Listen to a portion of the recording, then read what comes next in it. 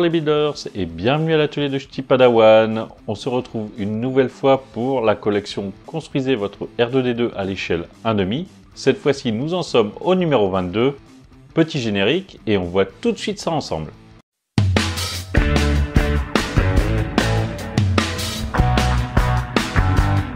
Alors, dans ce numéro 22, création de la galaxie, on nous parle du joueur professionnel.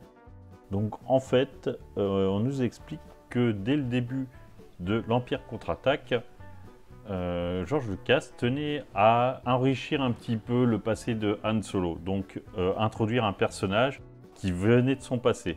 Donc là on voit pas bien, on parle d'un joueur professionnel. En fait, quand je vais tourner la page, vous allez comprendre. Voilà.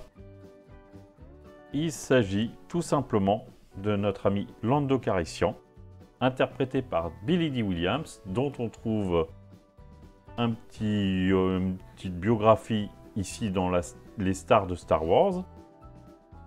Et donc on nous parle principalement de son rôle d'escroc, enfin du personnage en soi de Lando Calrissian.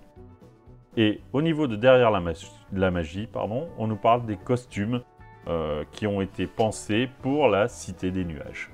Dans le guide des droïdes, on nous parle des droïdes utilitaires ASP. En fait, c'est le droïde à tout faire, c'est le droïde ouvrier en fait. On le retrouve un peu partout. C'est un droïde visiblement qui ne coûte pas très cher et donc qui est accessible à la majorité des gens qui auraient besoin d'un droïde.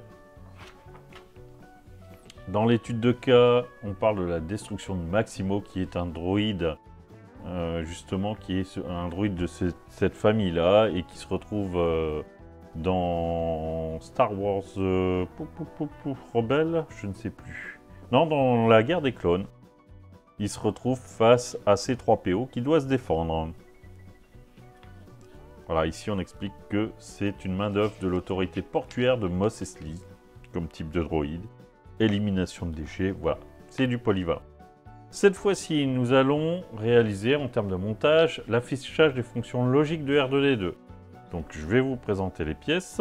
Au niveau des pièces, c'est très simple. 3 petites pièces.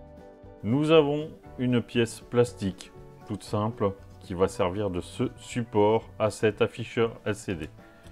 Nous avons donc le cache qui va servir, lui, à embellir ce capteur, enfin cet afficheur. Et enfin, nous avons un afficheur LCD avec sa petite prise comme d'habitude que nous allons devoir monter. Donc on passe tout de suite au montage. Pour le montage de ce numéro 20, j'ai récupéré notre boîtier de piles, notre circuit de test,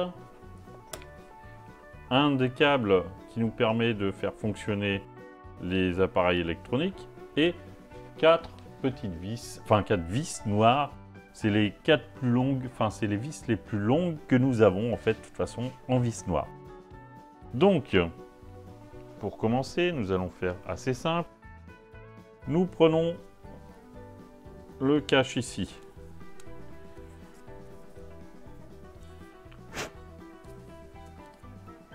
Ouais, ça paraît un peu sale, un peu bizarre. Enfin, c'est pas grave. Alors, que je me trompe pas... Alors, ici, nous avons 2 picots de ce côté-là et un seul ici. Sur notre circuit, nous avons 1, 2, 3 encoches, 2 du même côté ici et une de ce côté-ci. Donc, tout simplement, il suffit de faire correspondre les encoches avec les picots. Je vous remontre. Donc, les picots ici. Je prends mon circuit avec les encoches. Voilà. Et nous avons les encoches. Donc une ici et 2 ici qui correspondent avec les picots. Sur la pièce plastique, nous avons la même chose. Alors, je vais la mettre comme ça. Vous voyez de ce côté-ci, de ce côté-ci, nous en avons qu'un. Et de ce côté-ci, nous en avons 2. Donc, on procède de la même manière. Ce côté-ci, hop là, j'ai mes 2 picots. Ce côté-ci, j'ai mes 2 creux. Voilà, on met le tout comme ceci. Et nous allons venir serrer le tout avec nos 4 vis. Allez, c'est parti pour un tour de vis.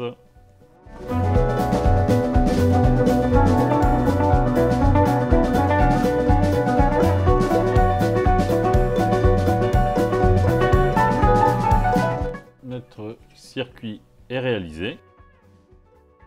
Nous allons maintenant pouvoir le tester. Alors pour ça, nous avons donc nos câbles ici. Pour rappel, donc nous avons l'alimentation, c'est marqué Power ici. Hop là. Sur ce câble-là, nous prenons la plus grosse des deux fiches. De toute façon, l'autre ne rentrera pas dedans. Et nous la mettons sur le haut ici. Enfin, nous avons notre petit connecteur ici. Nous venons brancher le petit connecteur. Et là maintenant, si j'essaye, donc je mets déjà sur on pour avoir sur les piles. Et il faut appuyer du côté de la batterie. Et donc là, normalement, hop là. Vous voyez? Voyons voir ce que ça donne ici. Voilà ce que ça donne. Si j'essaye avec l'autre bouton, il ne se passe rien. C'est joli. Voilà, c'est tout pour ce numéro 22. Les amis, cette vidéo arrive à sa fin. Sachez que dans le numéro 23, nous retournerons une fois de plus sur la structure du dôme, la structure de la tête. Ne vous inquiétez pas, on va quand même bientôt finir par la terminer, cette tête. Dans tous les cas, si vous avez aimé cette vidéo, comme d'habitude, n'hésitez pas à mettre un like, n'hésitez pas à commenter, abonnez-vous si ce n'est déjà fait. N'oubliez pas de cliquer sur la cloche de notification afin de rester informé des nouvelles publications de la chaîne. Passez une bonne journée ou une bonne soirée en fonction du moment où vous regardez cette vidéo. Prenez soin de vous et de vos proches. À bientôt les amis pour une nouvelle vidéo.